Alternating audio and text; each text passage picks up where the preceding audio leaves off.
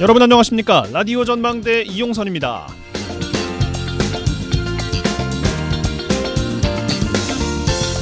집 없는 청년 신혼부부들에게 보증금 없이 한 달에 10,000원에 임대해준다는 만원 주택 사업, 지난해 화순에서 시작됐습니다.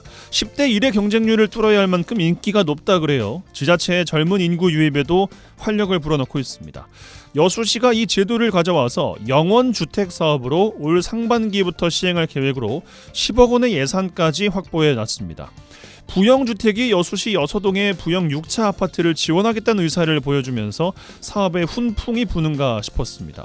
최근 여수시의회 송하진 의원의 발언을 빌리면 부영주택이 30년 이상 된 부영의 낡은 아파트를 재건축해야 한다는 이유로 청년 임대주택 사업에 난색을 표하고 있다는 건데, 여수에서 단일 브랜드로 가장 많은 아파트 하면 부영이죠.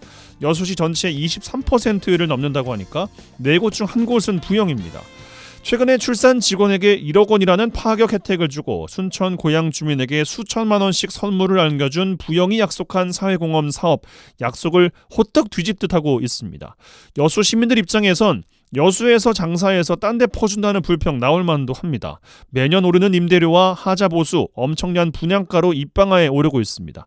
재개 17위로서 서민들에게 더 다가가는 행보가 필요해 보이지 않나 싶습니다. 오늘 라디오 전망대가 준비한 소식입니다. 지역 소식들 뉴스 브리핑 통해서 들어보고요. 22대 총선 당선인 인터뷰 이어갑니다. 고흥, 보성, 장흥, 강진 지역구 더불어민주당 문금주 당선인, 개혁신당 비례대표 천하람 당선인 차례로 만나보겠습니다. 도정 소식 이어집니다. 잠시 후에 뵙죠.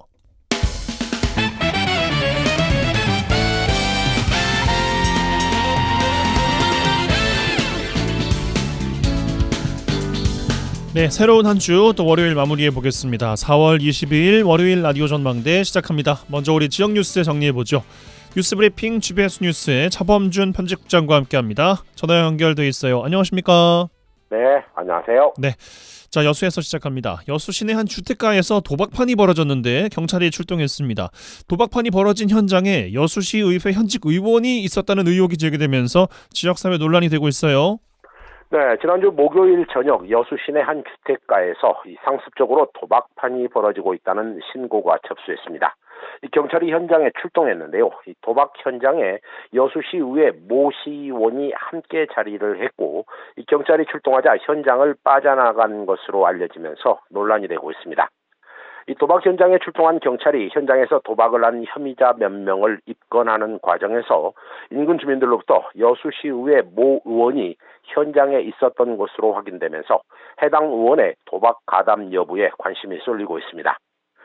경찰이 출동한 여수시의 한 주택가는 그동안 도박이 벌어지고 있다는 의혹으로 몇 차례 신고가 이어진 곳이라고 하는데요. 경찰은 출동 과정에서 직접 도박 현장을 적발하지는 못했지만 도박에 가담한 것으로 추정되는 주민 몇 명의 인적 사항을 확인한 것으로 알려지고 있습니다. 인근 주민들은 경찰이 출동한 현장은 도박판이 자주 벌어지는 곳으로 하루 4시간에서 8시간씩 사람들이 들락거리면서 도박이 이루어졌다며 도박이 상습적으로 이루어졌을 가능성을 시사하고 있어 경찰의 추가적인 수사가 필요해 보입니다. 예, 자체도 문제가 있다고 보야겠습니다만 해당 의원이, 현직 시의원이 도박에 참여했는지 여부도 쟁점이 될 것 같습니다. 했든 안 했든 부적절한 공간에 있었다는 것만으로도 문제는 돼 보여요. 네, 여수 MBC 보도에 따르면 여수시의회 현직 의원은 경찰이 출동하고 도박판 자리를 떠나는 과정에서 부상을 입은 것으로 알려졌는데요. 사건 다음 날 의회 회의에도 참석하지 못한 것으로 알려지고 있습니다.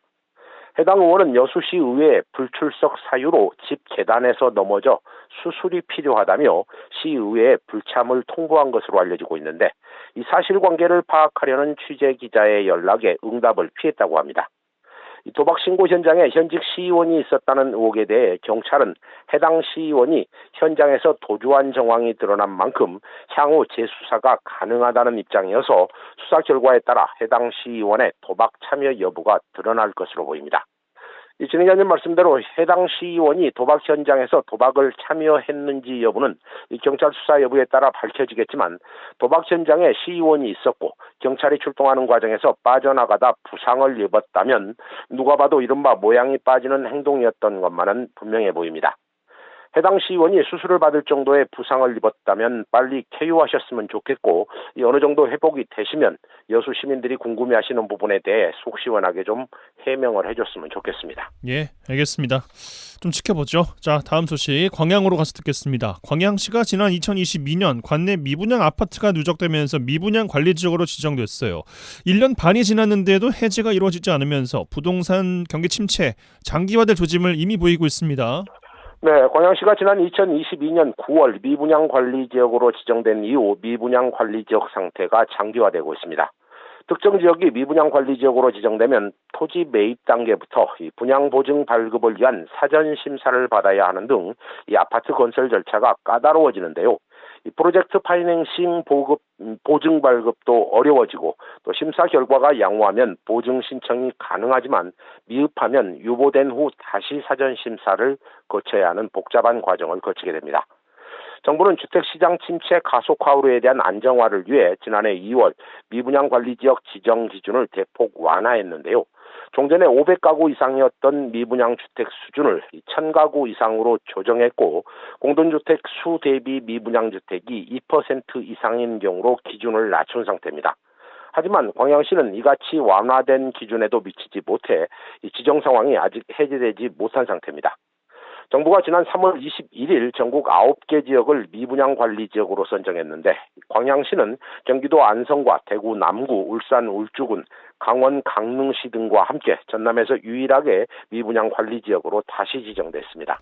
광양에 건설된 아파트 미분양 상태가 1년 반 동안 지속되고 있습니다. 지역 부동산 업계에서는 미분양 지역 지정 해제 광양시가 나서야 한다는 줄문이 나오고 있어요. 네, 지역 부동산 업계는 현재 광양시의 미분양 세대수는 약 1258세대로 미분양 관리지역 취소에 가까운 수치인 1000세대에 근접해 있어서 광양시가 나서서 이 미분양 지역 지정 해제에 나서야 된다는 주문입니다. 지역 부동산 업계에서는 광양시가 주택도시보증공사에 미분양 관리지역 선정 요건에 들어가지만 정부가 이 지역 여건이나 주택 경기 또 정부의 정책 등을 고려해 일부 조정이 가능하다는 단서 조항이 있기 때문에 이 지방자치 그러니까 이 광양시가 나서서 지역 여건을 충분히 설명할 수 있다면 해제 가능성이 있다. 이런 입장을 보이고 있습니다. 지역 부동산업계 관계자는 언론을 통해 미분양 관리 지역으로 지정되면서 주택 시장이 얼어붙어 이 거래가 없는 것은 물론이고 지역의 이미지가 떨어져 걱정된다며 미분양 관리 지역을 해제하는데 광양시가 나서야 한다는 주장입니다. 개인적인 생각입니다만 미분양 관리 지역으로 주택 시장이 위축된다는 설명은 이해가 가지만 이 지역 이미지가 떨어진다는 분석은 이 집을 거주 대상이 아닌 지나치게 투자 대상으로 보고 있다는 점에서 선뜻 동의하기는 어렵습니다. 예. 알겠습니다. 자, 순천에서 마무리하죠. 지난주 이 시간에 순천시 의회가 순천시 관내 풍력발전소 설치 관련된 조례 기준을 완화하려는 조례 개정안이 발의가 됐고 주민들이 반발하고 있다 소식 전해드렸는데 순천시 의회 관련 조례안 심의 보류했어요? 네, 순천시 의회가 관내 풍력발전소 설치 관련 조례 기준을 완화하는 내용을 담고 있는 조례 개정안 심의를 주민들의 반발로 일단 보류했습니다. 순천시 송강명 지역 주민들 해당 조례안이 발의되고 시의회 상임위에서 심의를 진행하려 하자 시의회 상임위가 열리는 지난 17일 시청 앞에서 기자회견을 갖고 관련 조례 개정안이 계약돼서는 안 된다며 반대 입장을 표명하며 반발한 바 있습니다. 주민들이 조례에 단서 조항을 달아 누더기 조례가 만들어진다며 서민들과 약자들이 보호받지 못한 채 업자들의 무자비한 횡포, 파괴만이 있을 것이라며 조례 개정에 반발하자 순천시의회 도시건설위원회는 당일 축조 심사를 열고 관련 조례안 심의를 일단 보류했습니다. 결국 순천시의회가 주민들의 반발 입장을 수용한 셈이라고 봐야 되겠는데 순천시의회 관련 조례안 심의 보류 배경 설명해 주실까요? 네, 해당 조례 개정안을 심의한 순천시의회 도시건설위원회는 관련 조례안 개정 내용에 대해 지역마다 찬반 여론이 있는 만큼 의견 수렴 절차를 거치겠다 이런 입장을 보이고 있습니다. 순천시의회는 조만간 주민의 의견을 듣는 과정을 거쳐 조례안을 재심의하기로 했는데 순천시의회는 공청회를 통해 시민들의 의견을 들어보고 해당 조례안을 다시 심의하겠다는 입장입니다.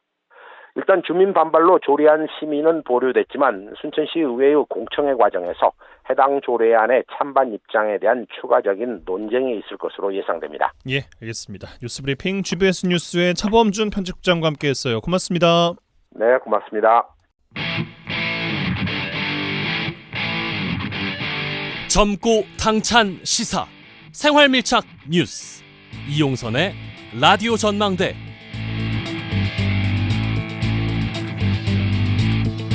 네, 예고해드린 대로 22대 국회의원 총선 선거 당선인들 만나보는 시간 오늘까지 이어갑니다. 전국 최초로 당선된 확정된 당선인이에요. 고흥, 보성, 장흥, 강진 지역구 더불어민주당 문금주 당선인 연결돼 있습니다. 전화 연결돼 있어요. 나와 계시죠? 네, 안녕하세요. 더불어민주당 고흥보성 장흥 강진군 국회의원 당선 문금주입니다. 반갑습니다. 예, 우선 당선 축하드립니다. 네, 감사합니다. 예, 소감 먼저 여쭙겠습니다. 90%가 넘는 지지율로 당선되셨어요. 네, 너무 예상하지 못한 일인데요. 하여튼 이 압도적인 지지와 성원으로 문금주에게 힘을 실어주신 우리 존경하고 사랑하는 고흥보성 장흥 강진 국민 여러분께 진심으로 감사의 말씀을 드립니다. 사회자께서도 말씀 주신 대로 90.69% 득표율로 제가 당선이 되었는데요. 너무나도 가분한 사랑을 받은 만큼 앞으로 정말 책임감을 가지고 열심히 일해야 되겠다, 보답해야 되겠다 이런 생각을 가지고 있습니다. 예, 행정부지사 출신이십니다. 전라남도에. 네. 그 당선되시고 나서 도청 가가지고 또 큰절하는 그 포스팅을 네. SNS에서 봤는데 네네. 어떤 마음이셨는지 궁금합니다. 우선 제가 나올 때도 명예퇴직 할 때도 그동안 공직생활 잘 마무리할 수 있게 도와주신 동료들에게도 인사를 드렸던 거고요. 이번에 이제 당선되고 나서도 가서 인사를 드린 거는 자연스럽게 그렇게 이제 되더라고요. 근데 그동안 보이지 않게 도와주시고 응원해주신 우리 동료들 그리고 또 지사님께 감사의 마음이 나와서 자연스럽게 이렇게 큰절을 하게 되지 않았나 이렇게 생각합니다. 예, 아무래도 이 지역구는 본선보다는 90%가 넘게 또 득표를 하셨으니까 경선 과정을 또 여쭤보면 김승남 의원과의 경선 참 쉽지 않으셨을 것 같습니다. 네, 물론 쉽지 않은 싸움이었고요. 저도 그렇게 쉽게 생각을 안 했던 건데 어찌됐든 그 치열한 경선 과정을 거쳐서 본선에 임하게 됐습니다. 근데 제가 본선에서도 이렇게 말씀 주신 것처럼 압도적인 지지와 득표를 받은 이유도 제가 이렇게 보면 여러 가지 이유 중에 또 한 가지가 비록 경선에서 아깝게 패하신 우리 김승남 의원님께서 선거운동 초기에 이제 4개군 저희들 선거운동 출정식에 직접 오셔서 지지 또 찬조 연설을 해주셨거든요. 그래요. 이러이런 부분들이 화합과 통합의 메시지로 또 더불어민주당은 원팀이다. 이런 이제 긍정적인 메시지를 주민들께 전해주셔서 우리 김승남 의원님을 지지하셨던 아쉬웠던 그런 그 분들도 저에게 힘을 실어주시지 않았나 싶어서 제가 이 자리를 빌어서 다시 한번 감사의 말씀을 드립니다. 네. 알겠습니다. 공약과 지역 관련된 이야기도 좀 여쭤봐야 될 것 같은데 주요 공약 상위에 보면 농수, 축산업, 또 종사자들을 위한 공약이 들어있습니다. 내용 좀 네. 자세히 말씀 주시면 좋겠습니다. 네, 말씀 주신 것처럼 우리 전라남도는 제1의 농도이자 수산업의 1번지 아닙니까? 또 축산업 규모도 전국 2위를 자랑하는 그런 지역인데요. 특히 우리 고흥보성 장흥 강진군에도 많은 농어민들이 계십니다. 저는 기본적으로 우리 농어민의 안정적인 삶을 생각을 해봤고요. 그것을 통해서 지속 가능한 영농 환경 조성을 해야 되겠다. 이런 기본적인 생각을 가지고 공약들을 발표했는데 이제 그 내용이 먼저 국가환경재난기금법 제정입니다. 이 법은 기후변화나 후쿠시마 오염수 방류와 같은 국제적인 환경재난에 따라서 피해가 발생될 수 있는 우리 농어민을 국가가 보호해 줘야 된다 이런 취지고요. 그를 통해서 또 안정적인 소득을 보장해야 되겠다라는 취지가 되겠습니다. 그리고 두 번째로 농수산물 최저가격 보장제인데요. 22대 총선에서 가장 핫 이슈였던 것 중에 하나가 윤석열 대통령의 대파 발언 아니겠습니까? 예. 민생을 너무 모른다. 이런 측면에 좀 실언이었던 것 같은데 이 때문에 농업인들의 심리적 고통이 좀 심했습니다. 특히 대파 생산 농가들의 피해가 이만저만이 아니었는데요. 이런 제2의 대파 사태를 방지하기 위해서라도 반드시 농산물 최저가격 보장제가 입법화돼야 된다라는 생각을 가지고 있습니다. 그리고 마지막으로 세 번째는 농업인 기본소득제인데요. 수입이 불안정해서는 우리 지역이 인구 소멸 문제를 해소할 수 없다 이런 생각을 가지고 있고요. 기본적으로 농수축산업인들에게 국가가 안정적인 소득을 보장함으로써 삶의 질을 유지하고 지속 가능한 육로 환경을 조성해야 된다 이런 취지에서 세 가지 대표 공약을 내세웠습니다. 알겠습니다. 그럼 말씀 들어보면 상임위는 뭐 당연히 농해수위 쪽이신 것 같습니다. 희망하시는 게? 이제 이 농해수위 관련한 내용들은 더불어민주당 중앙당에서도 공약을 내걸었던 거고요. 예. 비록 농해수위가 아니어도 충분히 해낼 수 있는 그런 내용들이기 때문에요. 뭐 이것만 가지고 굳이 농해수위다 아니다 이렇게 말씀드리기는 어려울 것 같습니다. 저는 기본적으로 생각하는 것은 이제 아무래도 우리 지역이 SOC랄지 정지여건 이런 부분들이 많이 부족하고 특히 고흥지역 같은 경우는 지금 우주산업, 우주항공산업 관련해서 해야 될 일들이 주로 국토위에 많이 해당이 되어 있습니다. 예. 우주산업 클러스터 조성이랄지 그렇죠. 그 안에 있는 국가산단 조성 또 철도 이야기도 나오고요. 광주 고흥 고속도로 건설 또 벌교에서 지선으로 뽑는 KTX 이런 부분들은 농해수위 가서는 해결할 수 없는 그런 현안들이거든요. 그래서 그렇죠. 또 우리 전남 전체적으로 남해안 관광 뭐 이런 것들을 현실화시키기 위해서라도 접근성을 높여야 되는 그런 부분이 많습니다. 예. 좀 남해안 그 고속 처리랄지 뭐 여러 가지 문제들이 있는 거 보면 농해수위도 하나의 대안이 되긴 하지만 저는 우선 국토위가 좀 더 우리 지역을 위해서 바람직스러운 상임위가 아닌가. 알겠습니다. 네, 이렇게 생각을 하고 있습니다. 예. 그 양곡 관리법에 대한 이야기 좀 드려보고 싶은데 네. 아무래도 현역이신 김승남 의원께서 적극 추진하시기도 하셨고 뭐 또 전국적인 이슈가 됐던 안건이기도 합니다. 이 개정안이 이제 본회의론에 넘겨질 전망 어떻게 좀 보고 계십니까? 네, 우선 김승남 의원님께서 추진하던 여러 가지 내용들은 제가 이어받아서 계속 추진할 거라는 말씀을 전제로 깔고요. 예. 아시다시피 양곡관리법은 제가 이제 행정부지사 시절에도 내용을 알고 있던 그런 법안인데 아시다시피 거부권 행사가 돼 있지 않습니까? 그렇습니다. 다행히 더불어민주당에서 이번 21대 국회가 마무리되기 이전에 재통과를 추진하고 있어서 다행인데요. 다만 이번 기존 양곡관리법에 거부권이 된 기존 양곡관리법에 비해서 많이 완화된 내용이 포함되어 있습니다. 그런데 더불어민주당이 상당 부분 양보를 한 것 같은데도 불구하고 현재 농림부나 정부 여당 쪽에서는 좀 회의적인 것 같아요. 그래서 이 부분은 하여튼 지켜보면서 좀 관철이 됐으면 좋겠다라는 생각을 가지고 있고 안 되면 제가 말씀드린 그 농산물 최저가격 보장제 이 부분도 양곡이 포함될 수 있도록 노력을 하겠습니다. 예, 그 지역구가 대표적인 군단이 이제 인구 소멸 지역이라고도 볼 수가 있겠습니다. 네. 어떻게 좀 발전을 시켜보겠다 비전을 제시하시겠습니까? 우리 지역의 현안이기도 하지만 대한민국의 현안이기도 합니다. 어느 특정 한 사람의 힘으로 이 문제를 해결할 수는 없는 것 같고요. 저는 기본적으로 인구 소멸 문제는 지방 분권형 국가 경영만이 인구 소멸 문제를 해결할 수 있다 이렇게 생각을 하고 있습니다. 네. 지금과 같은 수도권 과밀로 해서는 절대 인구 문제를 해소할 수 없다고 보고 있거든요. 관련한 분석 보고서도 한국은행에서도 작년 말에 발표한 보고서도 있고요. 따라서 이 지방 분권형 국가 경영 체계로 빨리 전환이 돼야 되는데 그 전에라도 혁신도시 시즌 2 관공기관 지방 이전 관련한 지금 계획들이 자꾸 지체되고 있는데 이런 부분들이 조속히 추진되어야 된다 이런 생각을 가지고 있고요. 또 용인시와 같은 특례시들을 법까지 만들어서 규제 완화를 해주겠다 이런 측면은 정말 이건 거꾸로 가는 내용이다. 따라서 그 수도권에 있는 고부가치 산업 클러스터도 지방으로 이전해야 된다.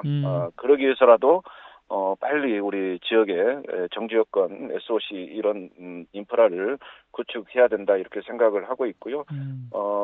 특히 고흥 관련해서는 항공우주연구원 분원 같은 기관들을 R&D 기관을 유치를 해야 되겠고 남해안종합개발청 등을 빨리 신설 유치해서 우리 그 천혜의 관광 자원을 끼고 있는 남해안권 고흥고성 자원 강진 지역을 도약시키는 그런 밑거름이 돼야 되겠다 이런 생각을 가지고 있습니다.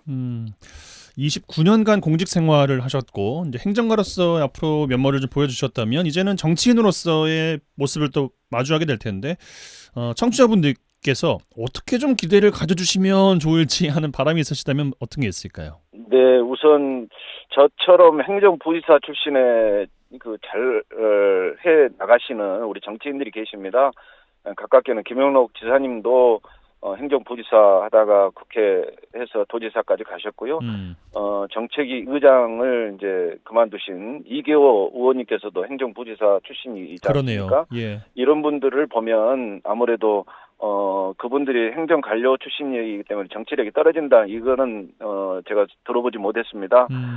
따라서 저도 충분히 할 수 있다 이렇게 생각이 되고요. 비록 초선이긴 하지만 어찌됐든 그런 국회에서 나오는 시스템들이 제가 경험했던 29년의 중앙과 지방을 오고 가는 그런 행정 경험 속에서 충분히 녹아낼 수 있는 실력 발휘할 수 있는 그런 내용이다 이런 생각을 해보면요. 제가 강한 초선으로서 재선과 같은 그런 역할을 충분히 해낼 수 있다 이렇게 말씀드리겠습니다. 아마 지켜봐 주시면 고맙겠습니다. 예, 22대 들어가서 어떤 일에 좀 가장 힘을 쏟을 계획이신지 마지막으로 여쭙겠습니다. 아까도 말씀을 드렸습니다만 결국 우리 지역의 가장 큰 현안은 인구 소멸 문제를 어떻게 해결하느냐.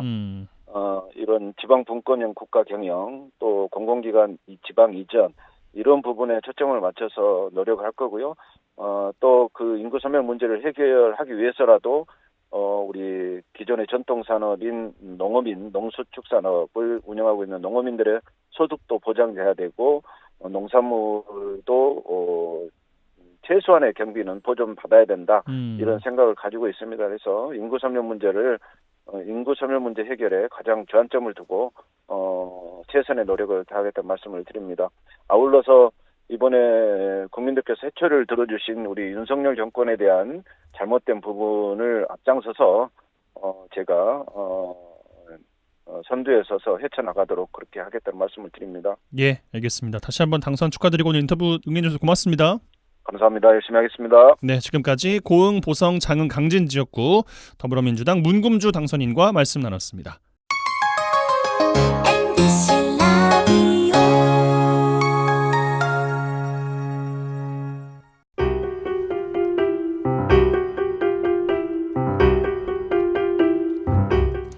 지역 뉴스 1시간 안에 정리해드립니다. 재미있고 편한 뉴스.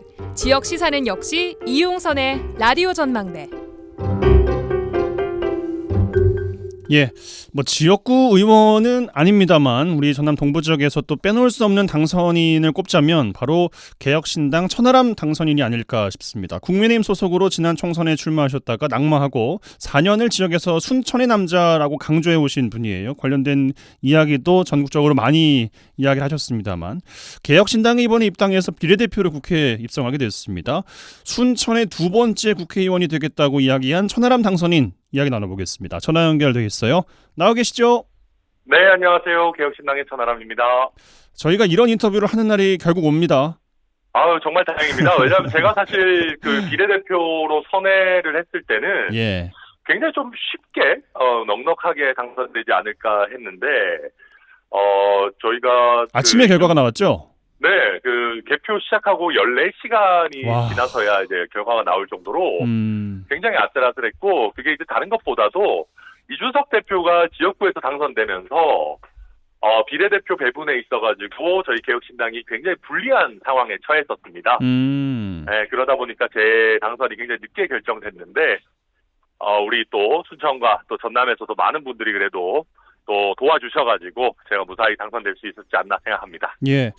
그 지난 총선에서 3% 득표하시고 네. 제가 고정으로 순천에 섭외하러 찾아갔던 게 진짜 엊그제 같은데 그렇죠. 네. 당선 소감은 좀 뭐 지난주에 인터뷰하셨던 것과 오늘 라디오 전망대에서 당선 소감 말씀하실 내용은 좀 다를 게 있을까요? 결국 저는 이제 그때의 그런 참 쉽지 않은 과정들이 있었기 때문에 제가 그래도 이번에 좋은 결과를 얻을 수 있었지 않나 싶습니다. 왜냐하면은 이게 비례대표로서 당선되는 것도 제가 막상 해보니까 생각보다 쉽지는 않더라고요. 예. 일단 당내에서 비례대표로 선정되는 것, 또 이제 저희 같은 경우는 김종인 공천관리위원장이 결정하셨는데 그것도 간단한 문제가 아니고 결국 그것도 제가 어쨌든 순천에서 또 털을 잡고 또 정치적으로 도전을 이어가면서 많은 분들의 관심을 받았던 것이 결국 제가 비례대표가 될 수 있었던 뭐 결정적인 원인이라고 생각합니다. 그래서 짧게 얘기하자면 제가 고향은 비록 순천이 아니지만 저의 정치적인 고향은 순천이고 제가 이번에 지역구에서 순천에서 당선된 것은 아니지만 제가 이번에 어쨌든 국회의원이 당선된 것도 저는 정말 순천 덕분이다. 그렇게 생각하고 또 저를 외면하지 않고 이렇게 항상 많이 찾아주신 우리 라디오 전망대 덕분도 있다 말씀드립니다. 당선 이후에 뭐 인터뷰 많이 하셨고 전국 이슈로도 인터뷰 뭐 많이 나오던데 오늘은 뭐 전국 네. 이슈를 저는 물어볼 생각이 없고 이제 지역 순수하게 순천 뭐 전남 동부 지역 입장에서만 좀 인터뷰를 드리도록 하겠습니다. 좋죠. 네. 당선 이후에 순천에서 어떤 말씀을 가장 많이 좀 하시던가요? 다들 너무 다행이라고. 그러니까 이제 순천의 지역구로 출마는 안 하셨잖아요, 결국에는. 네네. 근데 사실은 거기에 대한 서운함을 말씀하시는 분들도 조금은 계시지만 그래요. 대부분은 좋아하세요. 된 것에 대해서 좋아하세요? 그렇죠. 왜냐하면 어쨌든 순천 지역 발전을 위해서는 역할을 할 것이다. 순천에 대해서 잘 알고 순천에 대해서 애정이 있는 국회의원이라고 하는 것은 많으면 많을수록 좋습니다. 예. 이번에 저를 제외하고도 굉장히 많은 순천에 이제 연고가 있거나 순천 사정을 잘 아는 국회의원들이 많이 계십니다만은 아마 제가 생각할 때는 순천 시민인 국회의원은 아마 저랑 김문수 당선인 정도밖에 없지 않을까 생각합니다. 그러다 보니까 우리 순천 시민들께서도 지금 순천이 굉장히 중요한 이슈들이 많이 있는 상황이잖아요. 예. 그런 상황이니만큼 좀 제가 또 전국 단위에서 그런 부분에 대해서 좀 스피커 역할도 하고 또 국회 내에서도 김문수 당선인을 잘 도와서 또 우리 노광규 시장님 또 잘 도와가지고 그런 부분들 잘 슬기롭게 힘을 보태줬으면 하는 그런 당부의 말씀들 굉장히 많았습니다. 예, 뭐 미래 역할이 뭐 굉장히 중요할 테고 기대하시는 분들도 많이 계실 거라고 생각합니다만 이 추진력과 이 동력이라는 차원에서 또 질문 하나 드려보면 네. 개혁신당이 이번 총선에서 3.61% 득표율을 기록했잖아요. 네. 근데 호남 득표율 천하람이 있는데도 불구하고 2.1%가 나왔어요. 맞습니다. 순천도 뭐 조금 높긴 했는데 그렇게 크게 높진 않았습니다. 네. 이건 어떻게 해석하고 계십니까? 조국 혁신당 돌풍이 워낙 컸었죠. 그래요. 저는 그렇게 생각하고 그리고 저희 개혁신당이 아직까지 호남에서 뭐 당의 어떤 방향성이나 또 정체성에 대해 가지고 충분한 확립을 못한 것들이 있었다라고 저는 생각합니다. 왜냐하면 그러니까 저희는 약간 전략적인 것도 있습니다. 저희는 무슨 말이냐면 답정너 정당은 안 되려고 합니다. 예. 그러니까 딱 진영에 갇혀가지고 그 진영의 이해관계만을 대변하는 정당 안 되려고 하는데 대신에 그러다 보면은 약간 정체성이 좀 애매해지는 면이 있어요. 조국혁신당은 아주 선명하죠. 또 캠페인도 매우 잘 하셨고 그러다 보니까 이번에 우리 뭐 동부권을 포함한 전남에서도 개혁신당에게 좀 마음을 주실 만한 공간이 상대적으로 좁았지 않나 생각합니다. 예. 진영의 유연함과 진영의 명쾌함의 차이가 2석과 12석으로 차이가 난 게 아닌가 싶긴 한데 말씀 주신 것처럼 근데 네. 호남에서의 지지율이 조국혁신당이 40% 중후반 호남 지역 다 합치면 광주 전남까지요 이랬거든요. 그렇죠. 네. 그럼에도 불구하고 유연성은 가져가시겠다는 말씀이십니까? 그럼요. 왜냐하면 이게 의정 활동에서나 아니면 정치 활동 전반에서 저희 개혁신당은 항상 소신파 정당을 추구합니다. 저희는 사실 뭐 국민의힘 출신도 있고 더불어민주당 출신도 있지만 공통점을 뽑아보자고 한다면은 각 당에서 그래도 소신 있게 의정 활동하려고 하다가 핍박을 받았거나 예. 쫓겨나거나 이런 분들 많거든요. 그건 맞죠. 네, 근데 그것이 저는 대한민국 정치에 더 필요한 지점들이라고 생각합니다. 그러니까 선거 때는 심판이 더 중요할 수 있지만 선거가 지나고 우리가 민생을 다루고 또 국가의 미래를 다룰 때는 소신을 가지고 합리적인 목소리를 내는 것들이 더 중요해지는 것이거든요. 그래서 저희는 뭐 당선이 많이 되는 거 뭐 물론 중요합니다만은 그 이후에 어떤 역할을 할 수 있을까 생각했을 때 맨날 답정너 해가지고 뻔한 소리만 하고 그냥 진영에 사람 숫자만 더해주는 그런 정치보다는 답을 찾아가는 정치, 그리고 국민들이 이번에는 얘네들이 무슨 입장을 밝히고 무슨 소리를 할까 좀 궁금해하실 만한 정치라는 게 저는 제 개인적으로 훨씬 더 의미 있고 재미있다고 생각합니다. 왜냐하면 저도 진영 논리에 그냥 찌해가지고 듣고 싶은 소리 하고 할 수 있었다면은 그냥 국민의힘에 있어도 됩니다. 그래서 국민의힘에서 어쩌면은 제가 뭐 국민의힘 비례대표든지 뭐 좋은 자리든지 찾아가려면 제가 방법이 없었던 게 아니거든요. 그럼에도 불구하고 제가 상대적으로 힘든 개혁신당의 길을 가겠다고 하는 것은 그게 우리 정치를 위해서도 진영 논리를 살피하는 게 좀 필요하고 또 그게 또 훨씬 더 재미있고 의미 있는 정치라고 생각하기 때문입니다. 예. 알겠습니다. 개혁신당의 스탠스에 주목할 필요가 있어 보여서 계속해서 좀 질문을 드려보면 네. 뭐 선거 과정도 그렇고 현재도 그렇고 선명한 야당을 강조하고 계시잖아요. 그럼요. 뭐 최근에 최상병 특검 관련해서는 야당과 같은 목소리를 내고 계시긴 하던데 네. 그렇다고 민주당 조국혁신당의 우호적인 느낌은 또 아니란 말이에요. 저희는 잘하면 칭찬해 줄 겁니다. 어디든지. 네. 그러니까 무슨 얘기냐면 이재명 대표가 저는 이번에 우리 전남에서도 조국혁신당 비례대표가 그렇게 아주 많이 잘 나온 게 이재명 대표가 썩 잘하지 않고 있다라고 생각하시는 분들이 많기 때문이거든요. 저는 그렇게 해석합니다. 이재명 대표가 예컨대 이번에 민주당 공천을 뭐 친명횡재, 뭐 비명학살 뭐 이런 거 안 하시고 예. 잘하신다 그러면 저희 얼마든지 칭찬해 드릴 것이고 이번에 또 대통령과 영수회담을 또 앞두고 계시는데 거기서 예. 좋은 아젠다를 합리적으로 잘 꺼내시고 좋은 성과 내신다라고 한다면은 저희 당연히 힘을 싣고 또 합칠 부분 같이 합칠 겁니다. 그런데 그게 아니라 뭐 예를 들면 당을 타당화하시거나 아니면은 정권 심판론만 등에 업고 국정을 혼란스럽게 뭐 의정 활동을 이상한 방향으로 하신다 그러면 저희는 당연히 막아야죠. 저희가 뭐 같이 힘을 합칠 때는 범여권으로서 힘을 합쳐야 되지만 범야권으로서 예. 뭐 그렇다고 해서 뭐 민주당 뭐 모든 걸 다 박수 쳐줄 생각은 없습니다. 반대로 여당에서 좋은 조건으로 통합이나 뭐 연합의 제스처를 취했을 때 개혁신당의 의지와 그리고 순천 뭐 호남의 정치를 실현하는 데 있어서 만약에 여당과의 협치가 더 좋은 조건이라고 한다면 성사될 여지도 있습니까? 저는 뭐 거의 어렵다고 생각합니다. 거의 왜냐하면 어려워요. 저희 이준석 대표 같은 경우에 당대표를 벌써 해봤지 않습니까? 예.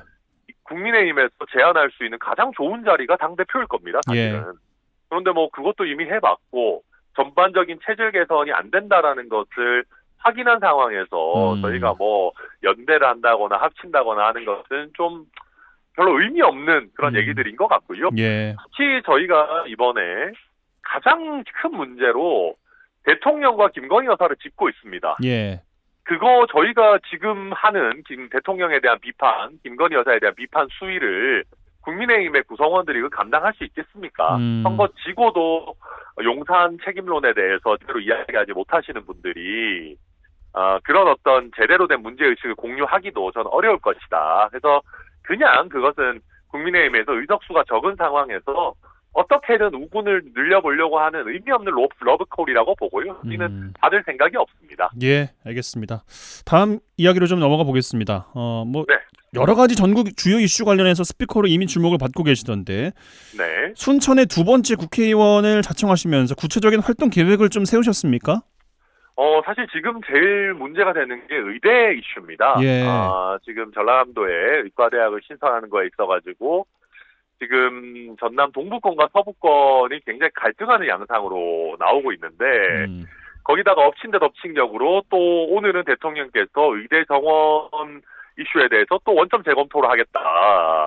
그래서 이제 가면 갈수록 뭐 저는 원점 재검토 하실 수 있다고 생각하지만 전남 의대 신설 문제에 있어가지고는 점점 방정식이 복잡해지는 것은 맞습니다. 그러게요. 그래서 저는 요즘은 일단 생각이 좀 단순해졌습니다. 왜냐하면 제가 서울에서 많은 언론인이나 아니면 뭐 국회의원들, 뭐 다른 정치인들 만나면 가장 제가 놀라운 게 전라남도에 의과대학이 없다는 거를 대부분 모릅니다. 정치인 국회의원들도요?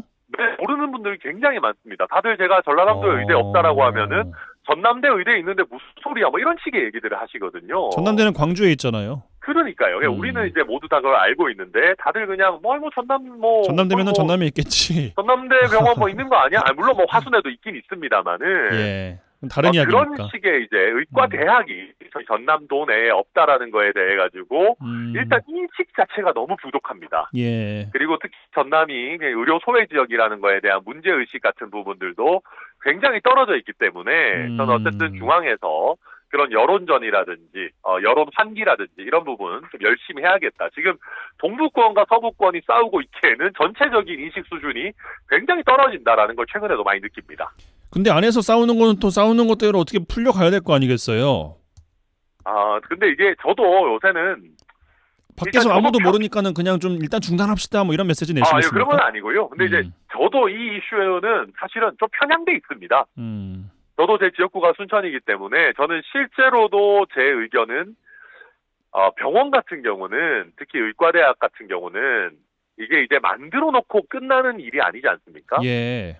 이게 뭐 예를 들면 어떤 기념관이라든지 아니면 뭐 SOC 같이 만들어 놓고 그냥 운영이 안 돼도 큰 문제 없는 그런 시설이 아니라 계속해서 의료진 인건비를 포함한 투자들이 계속 이어져야 되고 결국 그 수준이 어느 정도 받쳐줘야지만 도민들이 원하는 수준의 정말 상급 의료기관이 생기는 것이거든요. 예. 결국 그러려면은 이게 운영이 돼야 되는데 그런 면에서는 인구의 밀집도라든지 산업의 어떤 집중도라든지 이런 것들을 봤을 때 서부권에 비해서 상대적으로 동부권이 훨씬 더 나은 지속 가능성을 보장하는 것이 아닌가 저는 그렇게 보고 있습니다. 예, 뭐 내용은 그렇습니다만 지금 도에서 공모 방식으로 추진하는 것 자체에 대해서는 어떤 의견 갖고 계세요? 저는 사실 그 부분도 좀 걱정입니다. 걱정. 왜냐하면은 지금 도에서 공모를 하는 거에 대해서 특히 우리 전남 동부권에 있는 많은 단체장들이나 관계자들이 큰 신뢰를 받지 않고 있는 게 현실입니다. 순천대는 응모하지 않겠다고 하고요. 그렇죠. 그러니까 그런 상황이다 보니까 이런 상황에서 전남도가 그냥 강행을 한다고 했을 때 거기서 나오는 결과가 과연 어떤 의미를 지닐 수 있을 것인가. 오히려 더 큰 분란의 소지만 만들지 않겠는가 하는 걱정을 하면서 지금 순천에 계신 많은 우리 총장님을 순천대 총장을 비롯해서 많은 관계자분들과 또 소통하고 있습니다. 예, 알겠습니다. 준비된 질문 좀 다 드렸는데 저희 총선 때문에 털업으로 하다가 중단했었잖아요. 네네. 국회의원 되신 이후는 좀 달라지십니까? 못 나오십니까? 아니요, 왜 못 나가요? 달라질 게 있습니까? 솔직히 말하면 그냥 이제 바쁘시면 또 그럴 수 있죠, 또. 네네네. 그래서 저는 불러만 주신다면은 언제든지 또 달려가도록 그렇게 하겠습니다. 알겠습니다. 약속 꼭 지키시기 바라겠습니다. 네. 오늘 말씀 고맙습니다. 다시 한번 네. 당선 축하드리고요. 아이고 열심히 하겠습니다. 감사합니다. 네, 지금까지 개혁신당 천하람 당선인과 말씀 나눴습니다.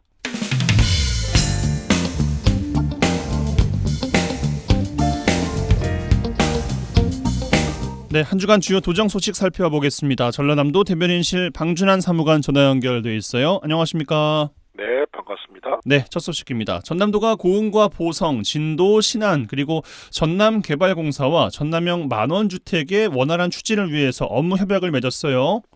예, 그렇습니다. 전남도가 올해를 지방 소멸 위기 극복의 원년으로 삼고 다양한 정책을 지금 펼치고 있는데요.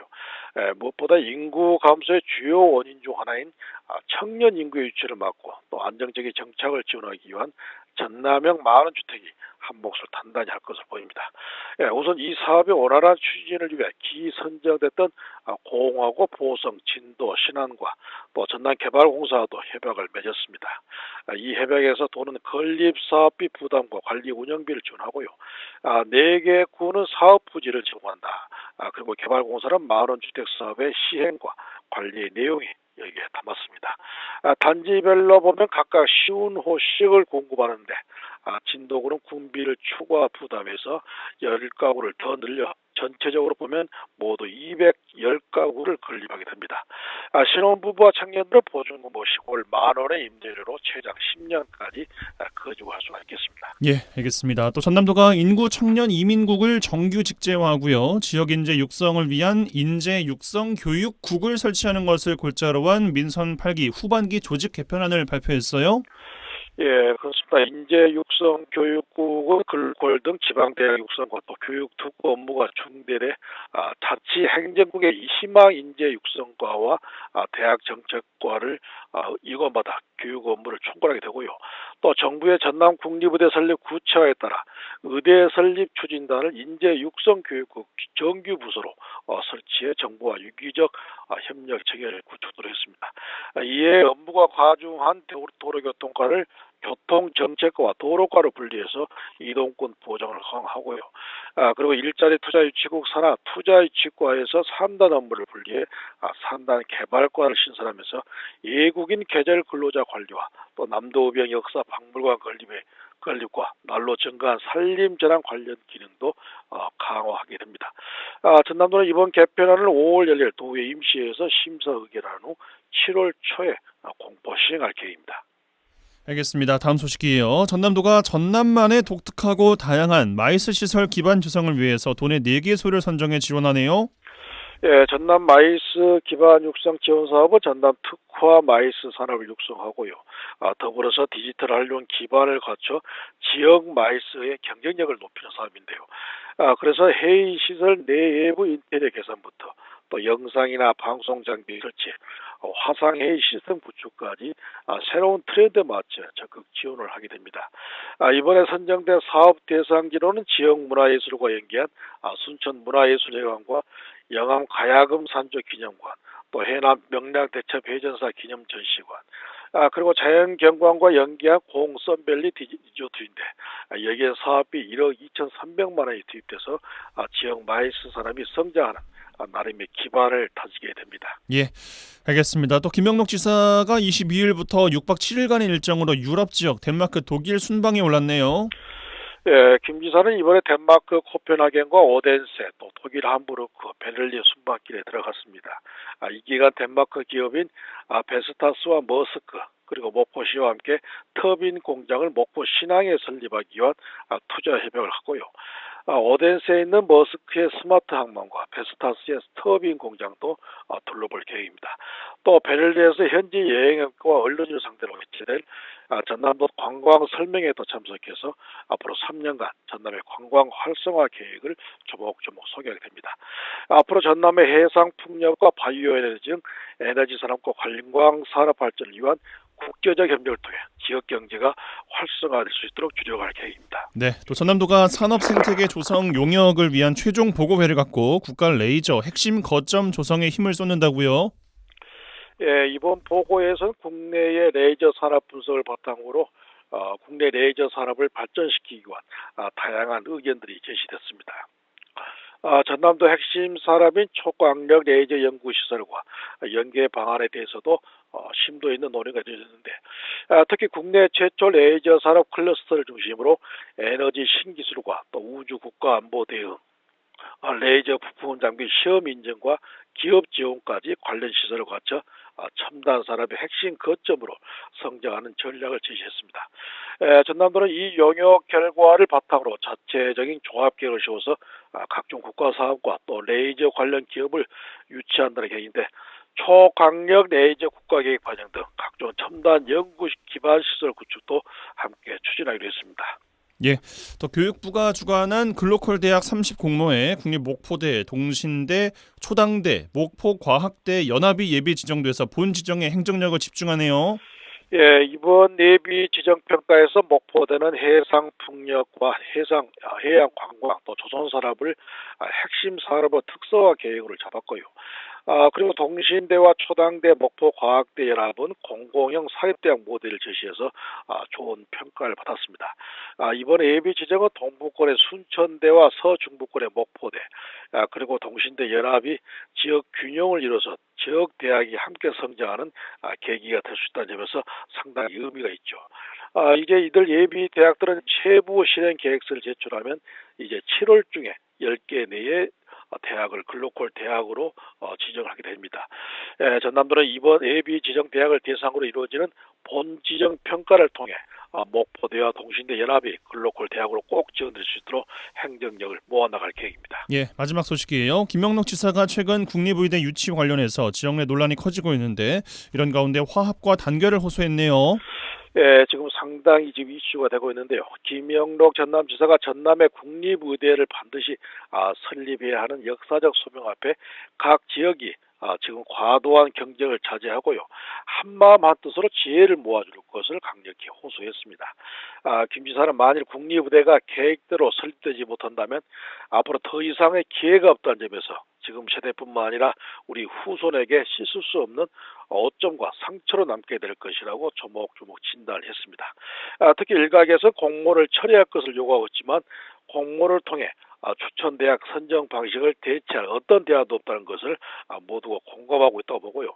앞으로 객관적이고 권식력 있는 기관이나 대형 컨설팅 업체를 위탁 용역 기관으로 선정해서 공정하게 진행하고요. 만약 공모에 선정되지 않는 지역에 대해서는 지역 균형 발전과 상생 차원에서 특단의 대책도 마련하겠다 이렇게 밝혔습니다. 전라남도 대변인실 방준환 사무관과 함께했어요. 고맙습니다. 고맙습니다.